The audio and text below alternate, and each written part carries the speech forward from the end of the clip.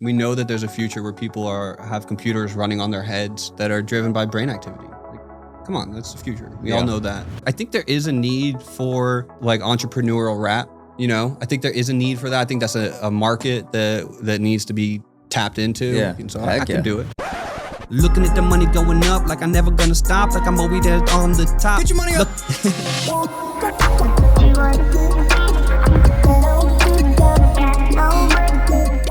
Okay, AJ, welcome to the podcast, man. Thank you. This one's been a long time coming. We've been trying to get this to happen for a while, and I'm happy we finally made it happen. Yeah, I've been seeing it happen right behind me. Literally right behind. So for reference, AJ sits right here. So you might have probably seen him in like half of our episodes at this point. You were in Toronto last week. Yeah. What were you doing there? I was working with the contract manufacturer who makes our hardware, working on like the assembly line, trying to speed it up, get more crowns out the door. Crown. So Eric, can you pass the headset? So this, for the audience, this is called the Neurosity crown. Yep. What does it do? So the crown measures EEG and essentially creates like a meter for concentration. So you're able to understand, how concentrated you are versus, how not concentrated you are. So it's like a speedometer is useful in your car when you got to get up to highway speed. This is useful when you got to get up to thinking speed, like for programmers. That's so. And how does it work?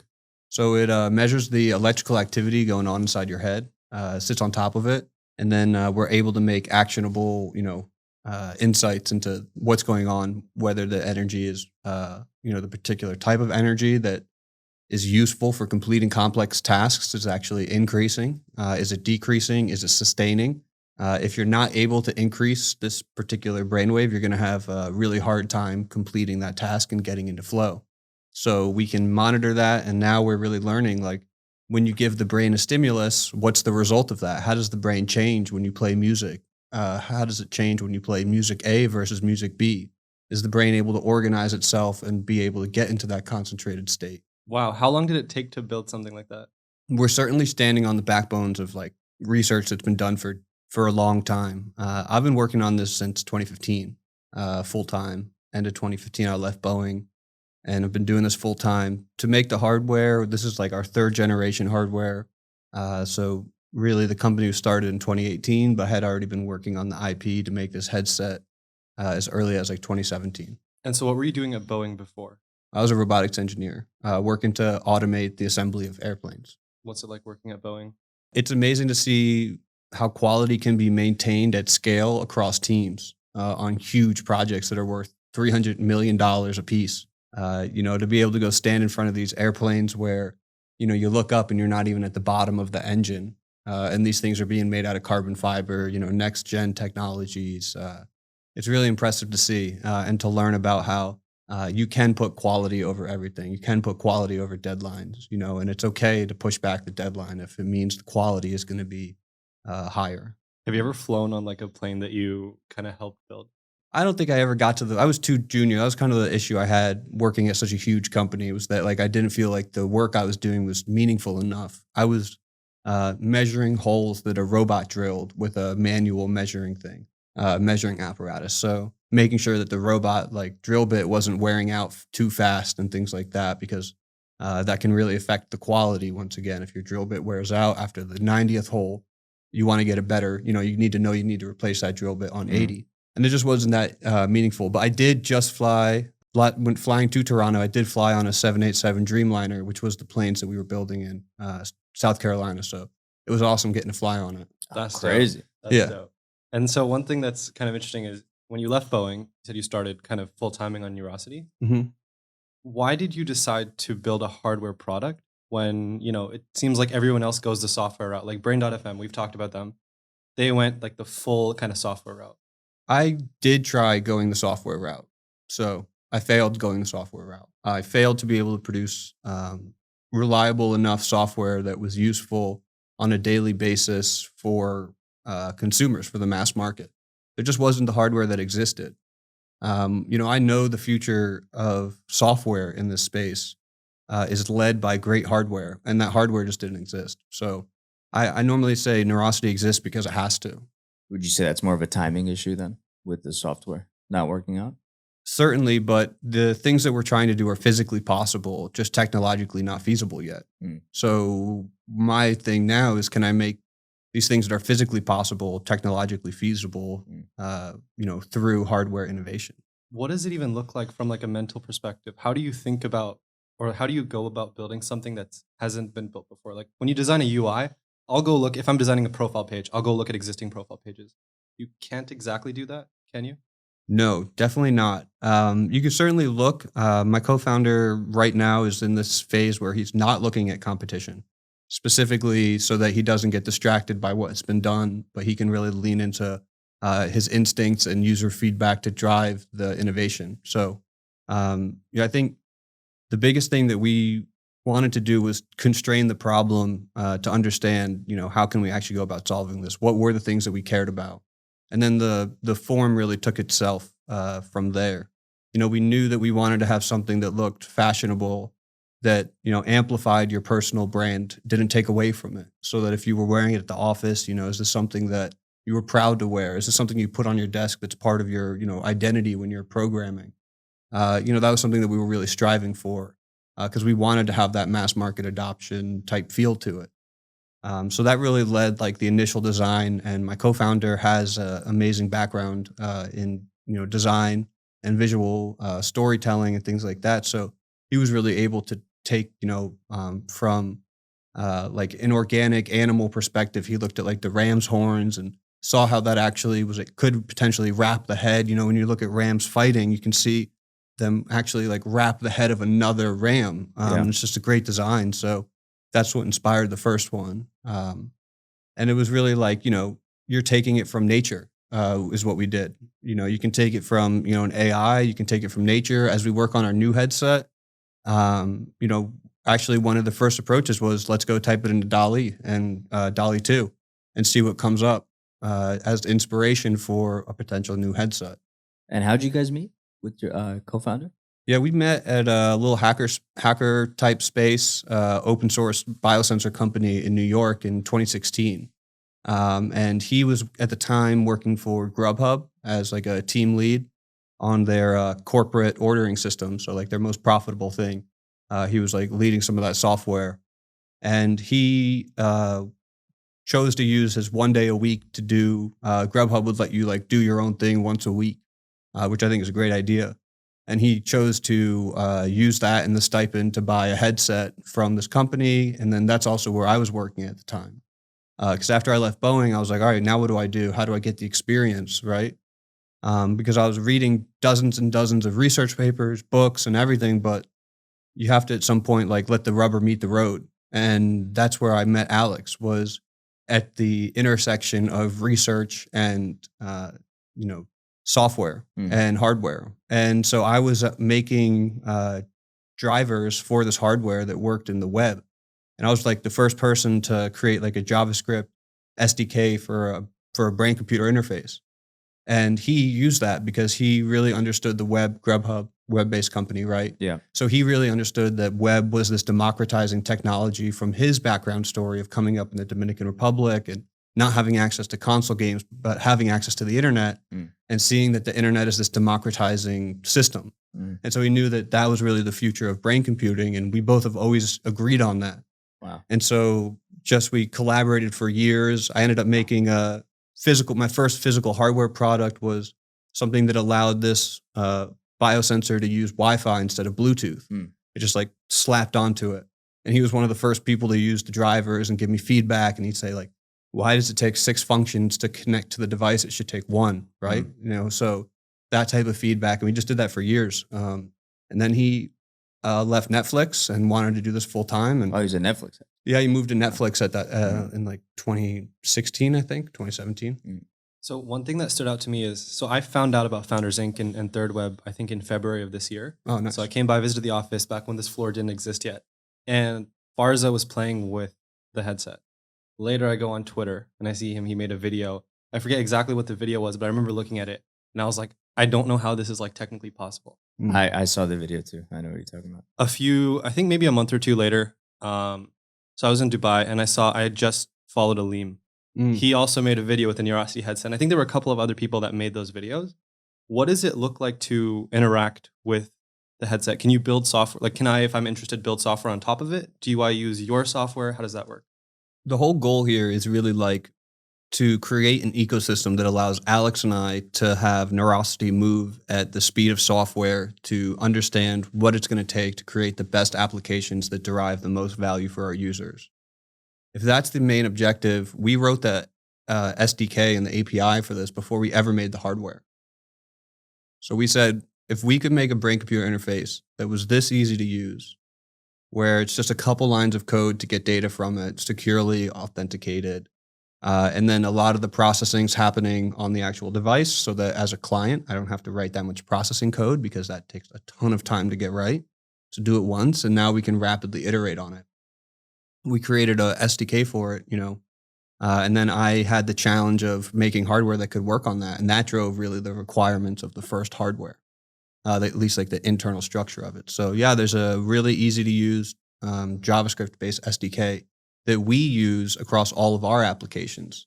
So whether it's React Native or a web-based application, it's really easy to import the Neurosity code base into your system. And there's no native drivers, so there's no Bluetooth, well, I guess we're adding Bluetooth now. So, but really there's no like native dependencies that you have to compile against or things like that. It just works. And that's really one of like the best things that we've done is instead of having to put all of this effort into integrating a brain-computer interface into an application, spending weeks doing that, and then working on the code that drives value to the user, it takes minutes to add this to your web-based application, and then the programmer is focusing on the value that's derived by the user. So very easy. If you can do JavaScript, you can write this code. Would you say you guys are more B2B focused or retail right now? Definitely always consumer focused, never B2B. We tried going B2B in the beginning, but for one, the sales lead times were too long, and you end up creating a device that's designed to meet the requirements of the purchaser, the business, instead of the consumer. And so we wanted this to be for people, and people are the ones using us at the end. So we stay very consumer focused. Because it's for people at the end. Even if a business or a third-party developer is what we call them now. Instead of B2B, we call it like third-party. And we do have third-party developers developing on it, but they're still developing for consumers, and their consumers are still using the Neurosity ecosystem as well. They're using the Neurosity app to onboard, to maintain the device, to shift into focus, stuff like that. But then they're able to go over to the third-party application. We have OAuth, so they're able to then connect their account to the Neurosity and authorize that third-party application to access the information coming from the crown. And boom, now all of a sudden you're good to go. That's really cool. I feel like one of the hardest things with building a hardware product that's D2C is the marketing, right? But what you guys have done is essentially solve that, and you didn't spend money on Facebook ads or anything. You just opened it up to the community to be able to build on top of it.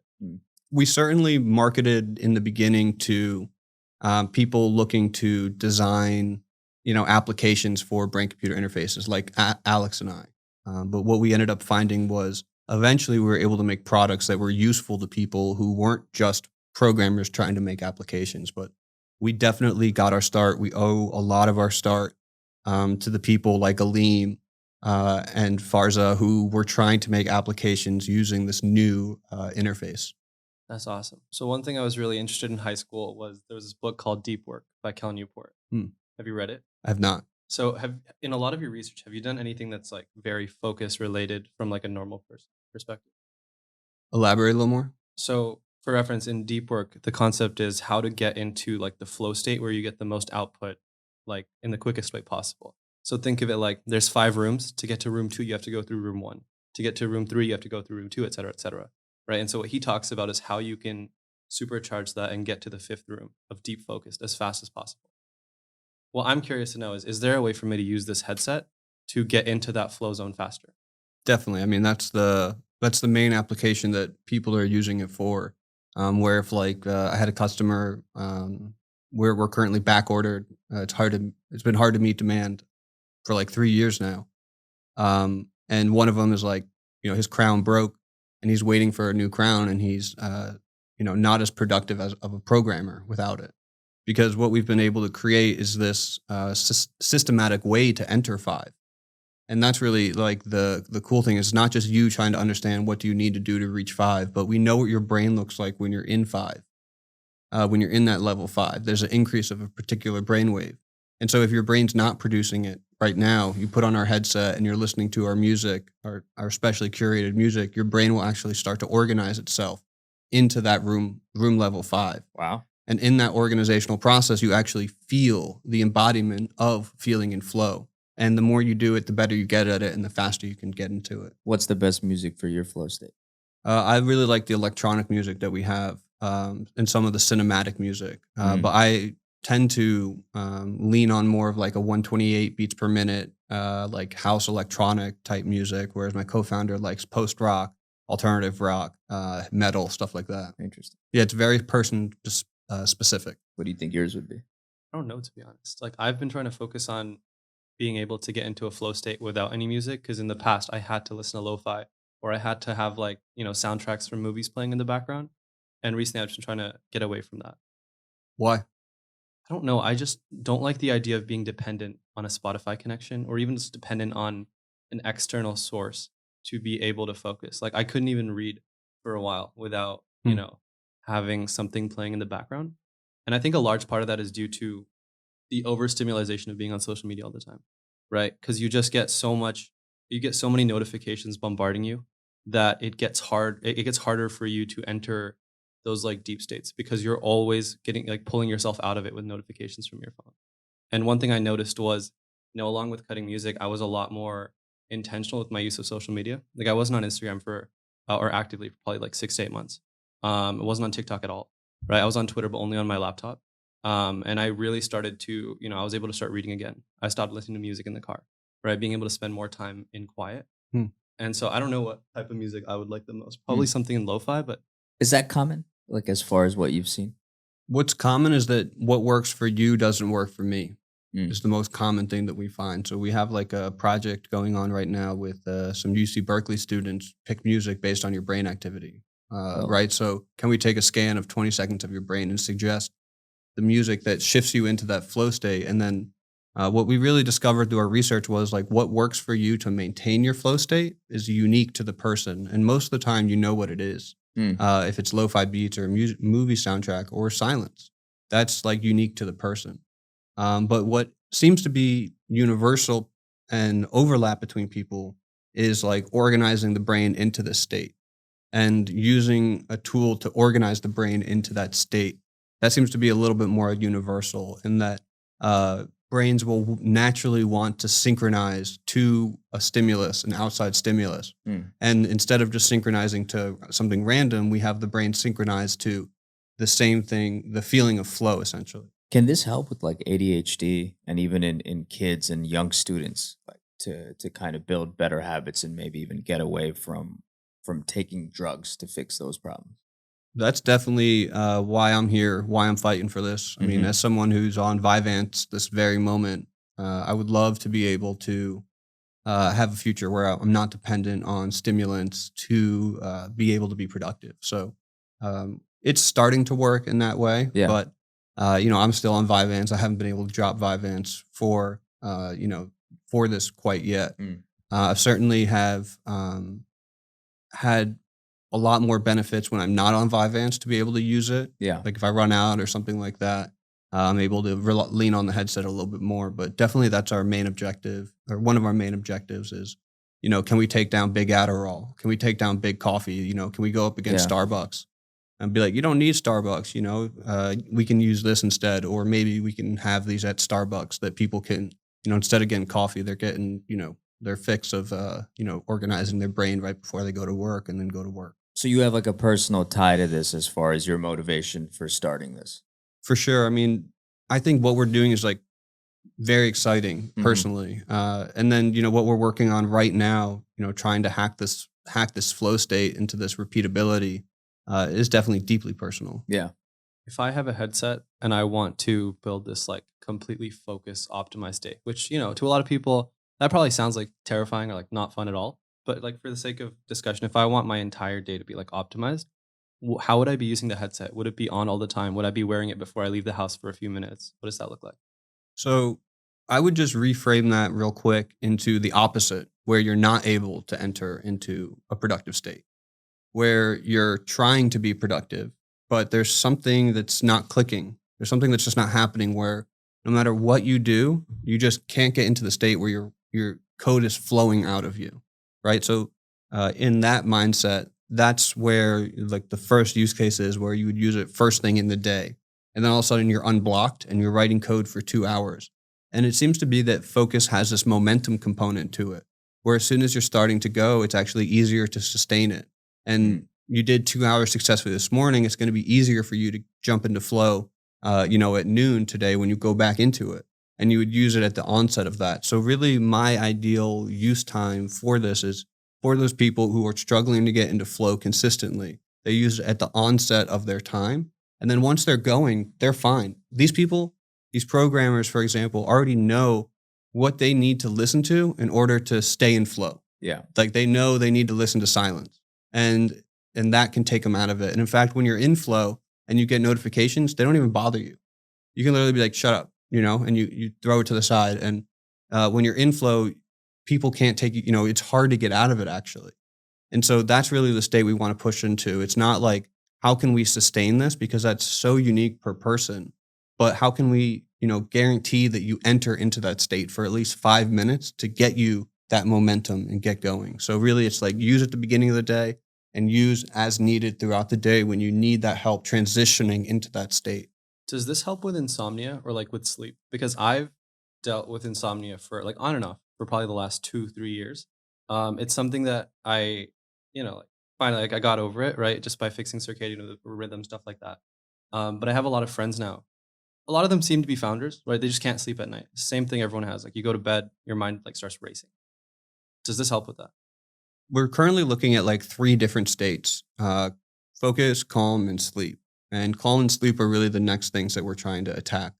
And the research that we actually use for focus came from sleep, in that they were using this music to organize the brain activity into a sleep state and help you shift into sleep. And so that's really definitely one of the next things we want to be working on. Right now, it's not our current objective to help you fall asleep, but that's definitely something that we are considering working on in like the very near future. So one thing that's interesting is you don't hear a lot of like the development cycles when it comes to a hardware product. How do you make those decisions in terms of like, okay, now we're going to work on, focus states, and then later we'll work on calm and sleep states? Because it's not just, pushing code. It's not just updating a React, like a JavaScript file, right? You guys have actual development cycle.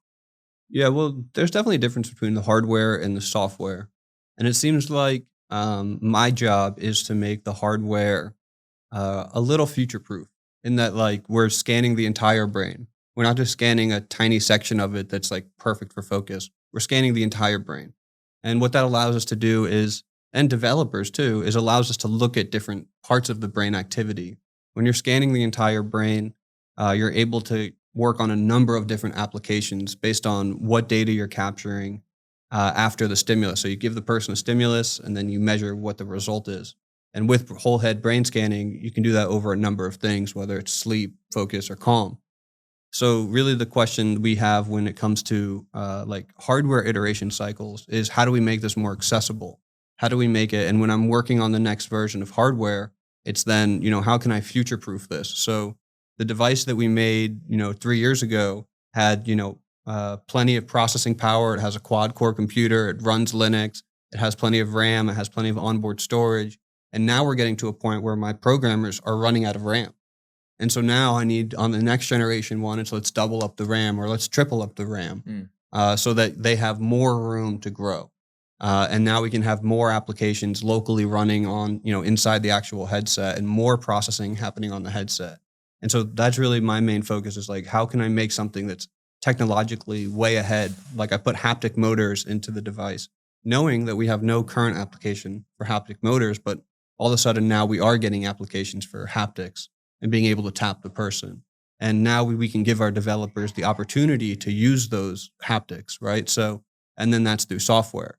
And so from hardware, it's like you have to do something. You have to be seeing the future and say, okay, this is what they're going to need to program to for the next 2 years, right? And that's what I need to build in hardware. What research did you do to figure out like, okay, these are all the features I need in the product to future-proof it? It's a little bit easier than you would think because we chose to just be obsessed with getting the best brain signal. We decided to not put like speakers into it. We decided to not hide this inside a pair of headphones because then all of a sudden we're making audio stuff and people are so finicky, especially our target market is really, they really like their headphones. They like their over-the-ear headphones or they like their AirPods. So what we said is let's let them use that, but let's actually just focus on getting the best brain signal. And so that's really what's been driving our innovation is like, how can we get better brain signal across different head types, right? So the next headset that we're working on has to fit all head shapes and hairstyles and be as intuitive to put on as like a pair of over-the-ear headphones. I saw a tweet where you stuffed a bunch of snacks in the headset. Oh, yeah? And you used it as this is a good application for it also when you're traveling and you need to bring the headset. That's smart because that encourages people to travel with it because it has a dual use case.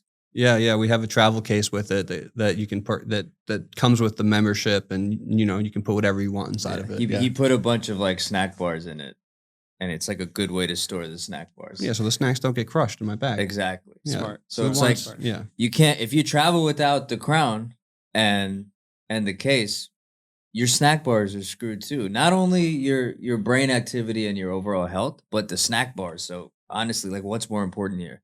See, I think if you had better tasting at Cliff Bars, those don't really crumble. those get squished. Yeah. Yeah, Those I've get squished squished while those. traveling. Yeah. Yeah, Really future-proof. yeah, Really future-proof. But really just going on the brain activity you talked about, I saw you engaged with Sahil Bloom's tweet about researchers studying the impact of meetings on our brains. Oh yeah, And you kind of pointed out that it encouraged you to space out your Zoom meetings, and you've already noticed better performance in meetings after a break than without a break. Can you just go more into that and how Crown is solving this problem? yeah. So the report that he used was using EEG, which is the same technology that empowers the Crown to image your brain in real time. Yeah.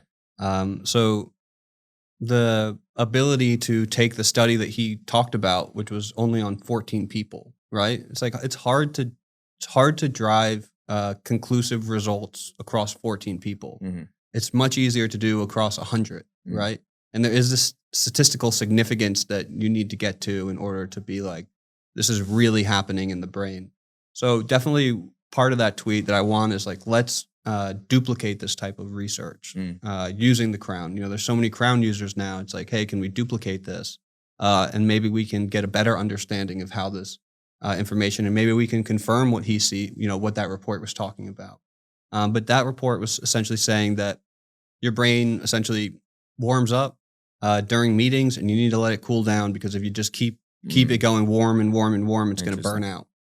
Have you done any research on the effects of having very low sleep consistently and like working? Yeah, the Crown really taught me that I can't shift into focus when I'm tired. So essentially what we're doing here is we're watching this gamma brainwave activity increase relatively in your head.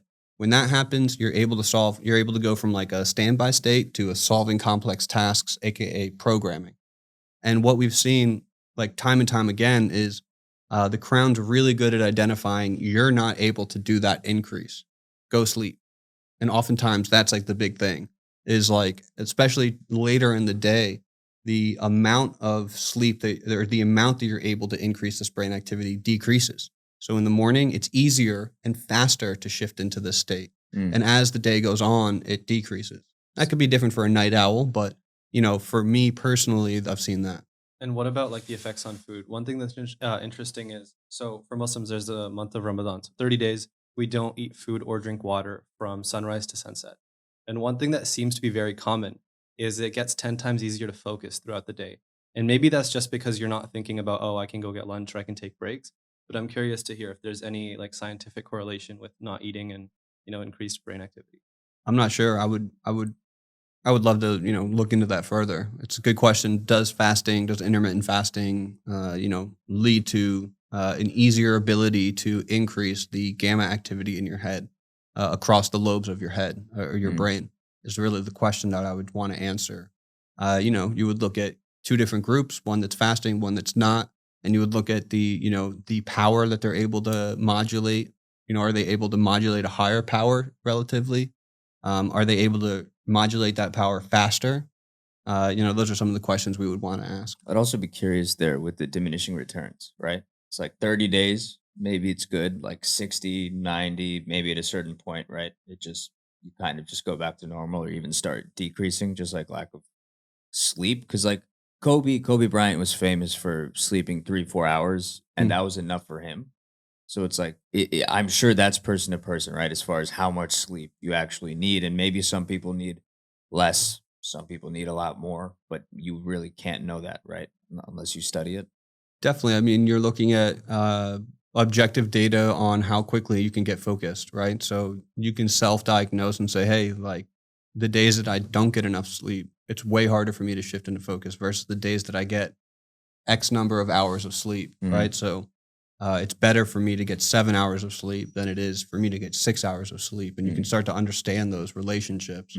It definitely has to do on a per person basis. There's a lot of when you're lying down horizontally, there's all this stuff that's happening with fluid in your spine that's washing up inside your head. And there's all this cleaning stuff that's happening. We're finding out that makes sleep really needed. So, the speed at which that happens, this cleaning process happens, definitely varies per person. And it's just something that, we're definitely still studying. Yeah. Has anyone tried weightlifting with a headset on? Or I'm not crown? sure. So there's no research that you guys have done on the effects of working out and focus? Not personally, no. So if you were to decide, okay, now you guys have the ability to shift and start focusing a little more on research, how would you personally go about doing that? Is there a team you would establish? Would you partner with Google, or what would that look like? So luckily, we're definitely getting to that point because the hardware is the limiting factor in software here, and the hardware is done, right? Like the hardware is in his hand. Yeah. For most people, it works pretty well. We're able to image the brain. So now we're definitely getting into a point where we're able to do research. We made our first neuroscience hire about a year ago. Our lead neuroscientist, Emily, who's got a PhD from Yale and did her postdoc at UCSF. So she's been leading a lot of that. And we've actually started to allow people to opt in to, when they're shifting into focus, to upload their unfiltered, their raw brain activity up to the cloud. So that we can use that to, draw long, latitudinal understanding of what's happening across the brain, on individual people. And so definitely as the hardware solidifies, there's more and more opportunity. We've now been starting to apply for SBIR grants, trying to, show that this is, useful for remote physiological monitoring for, people who are in the Army and are getting concussed, right? Can we, image the brain to understand how bad of a concussion you just got from being next to a grenade that exploded? Wow. And how long do you need to take a rest for? Or if your kid got nailed, in football practice or something, how bad did they get nailed? How much should they skip tomorrow's practice? Because if you get, research is showing that if you get hit really hard when you're in a concussed state, it doesn't just double the damage. It does way more damage. So this would be amazing for college and professional football, especially. Yeah, exactly. So definitely a lot of that, and that research is happening, but it's all being done. A lot of it's being done using EEG. And since, and I kind of call that the potential energy of EEG, is that people have been working on EEG for decades now, but it's all in labs, right? So it's not out in the field. And with our new Bluetooth update that's coming out too, it's you can really use this crown and this device wherever you are, whether you're on a plane, a train, a car, or just, sitting at work. You can now use it wherever and start to understand and create a bank of brain data for yourself. Almost I'm going to deposit my brain data and we're going to make an analysis on it today. And then tomorrow you're going to upload, you're going to bank your data again. And now you can start to see how that data changes. Just like how, my Garmin watch is always tracking my heart rate when I work out, things like that. Yeah. And it's banking it. So we're going to keep banking this brain activity data. and then be able to do latitudinal understanding of it and how it changes. So one last question before we get into like the rapid fire section. What's the split in terms of software, hardware, marketing operations? We really focus on organic growth right now. So the way that we empower rapid feedback to Neurosity is we allow people really easily to subscribe or churn.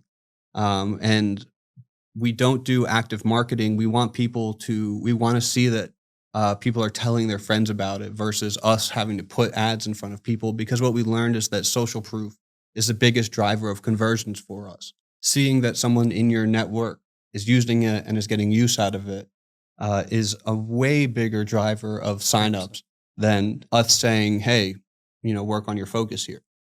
So definitely a lot of what we do is product-led growth. I think that's what I would call it. So most of the teammates, most of the full-time people that we're working with are all software.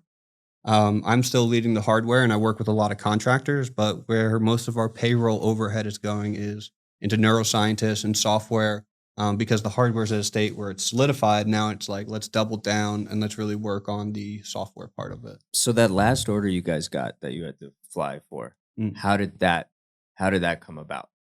That came about from a third-party developer. I don't know how much I can talk about it yet, but that came from a third-party developer wanting to create an application for a larger company and wanting to be able to run studies at large, at scale. Let's put this on 100 office workers. Let's put this on, and observe what happens for 3 months. Like, let's give this to students who are studying, right? And so it really came from this desire for large companies wanting to be able to get an understanding of what's the future of mental health. How can we, give our customers a better user experience, being able to leverage their brain activity and their cognitive abilities. And before we jump to rapid fire, I'm super curious. How'd you find Founders Inc? Because you've been working on this for a while. Yeah, for Khan bought our dev kit 1, our DK1 Organically. very organically. And I was doing user research, and at the end of it, he was like, yeah, I write checks too, if you ever are interested. I called him back 3 weeks later. That's awesome. So yes, rapid fire questions. What is the best advice you've ever received in terms of building in hardware? Probably raise more than you think you need. Interesting. This is not rapid fire, but how did you guys go about raising? How do we go about raising? Yeah.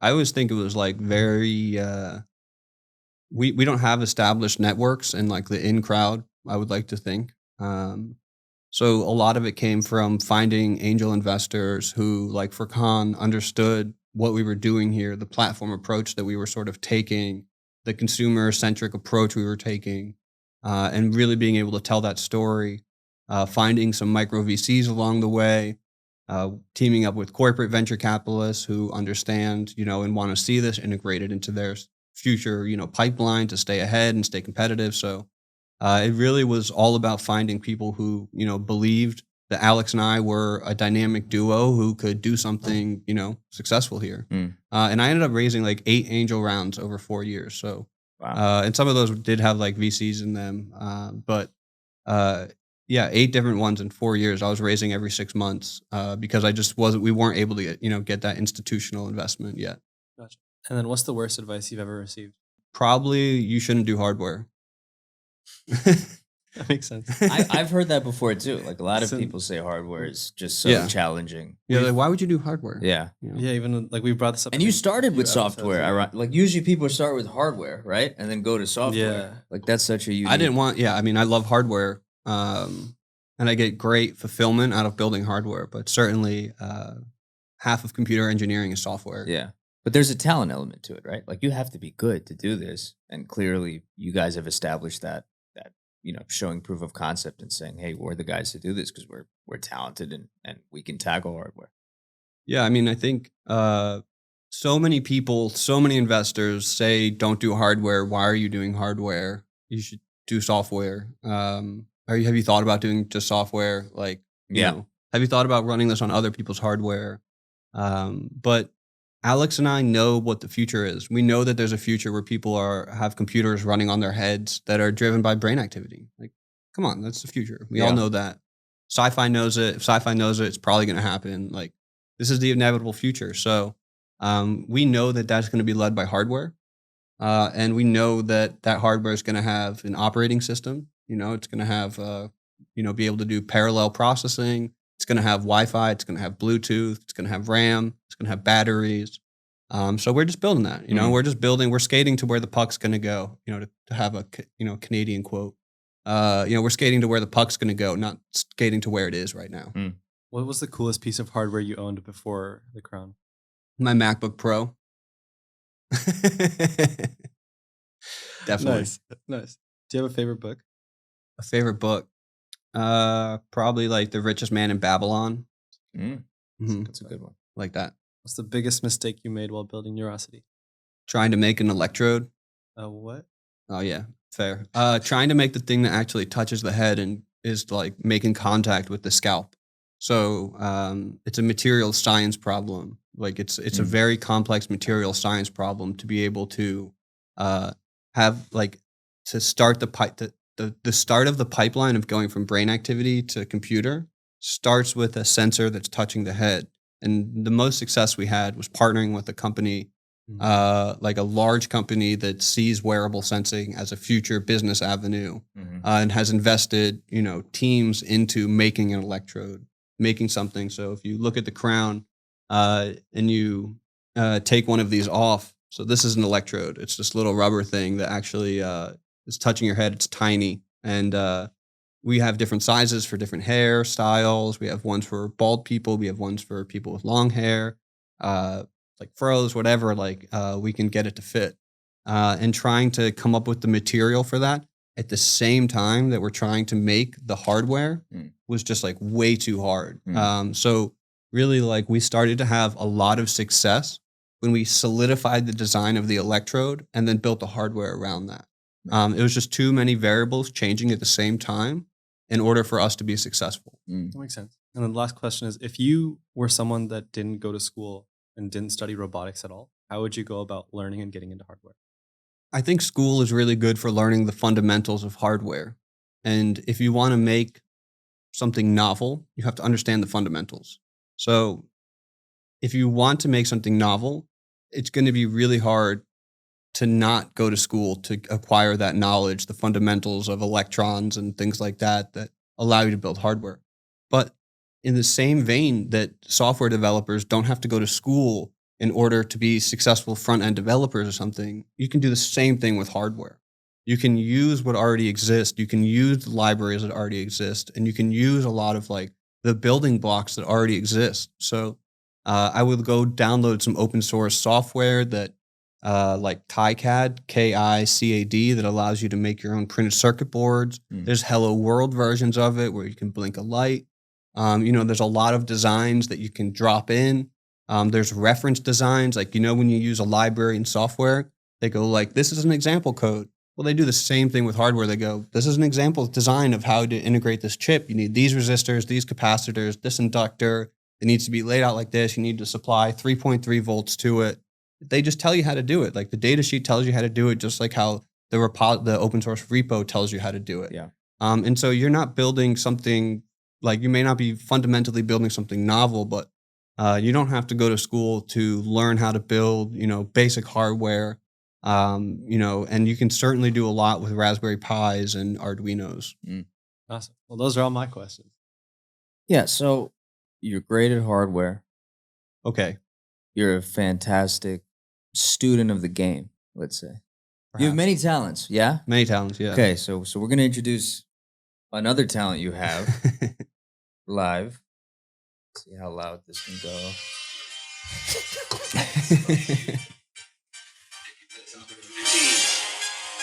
we're just going to do some Rap Genius here, right? Like really analyze what's going on here. Because we were very impressed with this. Been in it since 2015. Been in it for a minute.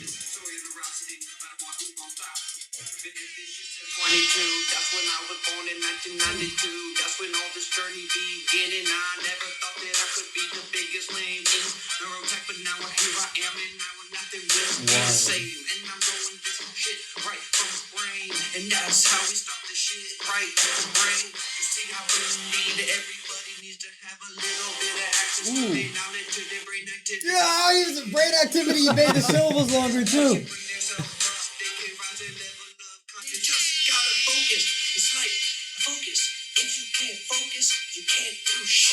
Ah, you can't focus, you can't do shit. Focus, calm, sleep. He's getting technical. Wow. It's getting technical. Was this just off the riff? Did you plan this? This was out of trying to raise my seed round. A lot of internal feelings, trying to raise that seed round, trying to tell the story and trying to understand what do I need to do, Just trying to build something. Can we get to that? Yeah, this is so our favorite part is coming. War on the factory workers. That's what I'm seeing it. Like, factory workers got screwed, at the beginning of the Industrial Revolution. Go into that. We're going to pause. This is Rap Genius, so you're going to have to talk about I think it's like a lot of the industrial workers didn't have any protections in the beginning of it because they were like, yo, we just need people to run the machines. Yeah. That's what we're looking at right now when it comes to programmers. Like, yo, we just need people to run the machines. You don't even need to go to college. Just come on over and program, right? Yeah. And there's no protections for them. There's no protections on that. On like how many hours you're allowed to work. There's no unionization of it. Yeah. So I think if you look in the future in 100 years, we'll look back in time and say, oh man, they were abusing their brains. This is deep. We're gonna keep you stop this, right? When you wanna explain something, again, this is like genius. The whole thing here is, it's like people are using cash as an incentive for you to work hard and break your back so you can, bring home that money to your family. And that's the same thing that's happening with programming right now. Yeah. Just break your back, break your neck, You see people who are programming full time and they like look like this. Yeah. Like literally it's back breaking. So that's what I'm talking about. Damn. Oh, yeah.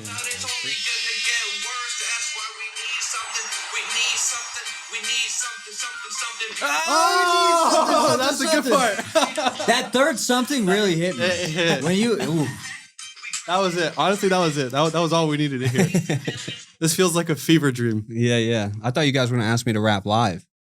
Well, all right. Well, you're kind of jumping the gun here. jumping a little bit, but we do have something. So I'm gonna play a beat. Oh, you're gonna play a beat? All right. Play a beat. Get into it. Yeah. Mm. I might throw some ad libs in there if you need it. All right. But if you don't, just go off the dome. You tell me when you're ready. Oh, Metro Boomin beat. Metro Boomin beat. Look, sitting in the mic room with my 3 homies, looking at the future like I know it. Looking at the future like we know it. Can we see the future? Can we build it? I think we gonna ship it. Ship it. Everybody get on the floor. We gotta ship it right now. So everybody get a computer. We gotta type the code. We gotta make it work. We gotta get home so we can get home and unwind. Need that fine wine when I'm working on the weekend so I can unwind. Wine. Looking at that money going up. Looking at the money going up like I'm never gonna stop. Like I'm always there on the top. Get your money up. Get your money up. Get it up. Now you gotta go cause you're never gonna stop. I look at the clock and it's going by. Now I need to get back and I put my crown on. And I get focused. And I get the beats outside of my head. Laying out the PCBs, ordering all the parts. And I'm battling the supply chain. Like I'm a warrior in the 13th century. I'm battling the supply chain. Trying to get everybody on my team. Now I need the packages to arrive on time so I can get the crowns out the motherfucking door. Now I need to get the... Yo, what just happened? If AJ Keller don't trust you, you better run. That's how it ends. I don't know what just happened. Just a little rap. That was fire. That was fire. That was flow state. He was in flow state. He was in Oh, flow yeah, state. Close his eyes, bam. He's right He was into in. it. You gotta get Locked right in. into it. Woo! You are talent. When did you like learn how to rap? Well, clearly. I don't You know. got talent. You got talent, man. I just think it's like that's how fast my brain works, Damn. and it's nice to be able to like talk that fast. I don't know if this hardware thing doesn't work out. We know some music guys. We have some label connections. We'll I help don't you think out. they both can't happen. Oh, because I think the hardware is gonna work out. So the rap could. can you make time for the rap?